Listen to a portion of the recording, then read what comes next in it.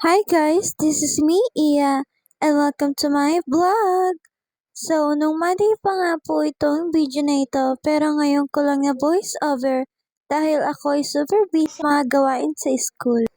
Kakatapos ko nga lang po palang mag-breakfast at maligo, kaya naman minadali ko na agad na mag-ayos dahil ayoko naman late lalo na umuulan pa naman ngayon at baka mabasa ako sa labas.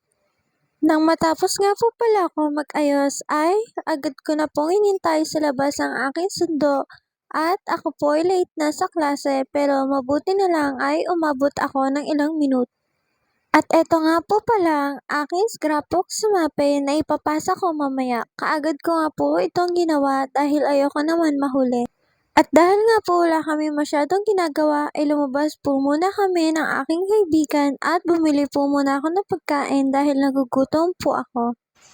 During recess nga po, ay nagpunta po kami sa gym para panoorin ng mga estudyante na maglalaban-laban at magluluto.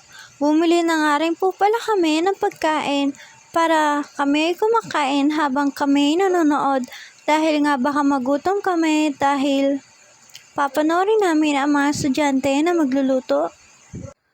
At pagkabalik nga po pala namin sa room, kaagad ko nga palang kinulayan at tinuloy ang aking poster sa ESP.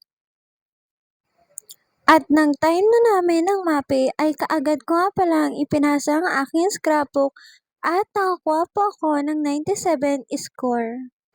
At hindi ko na nga rin po pala naipakita at na-record during lunchtime namin dahil nga nalobat na rin ako at wala na rin po akong time.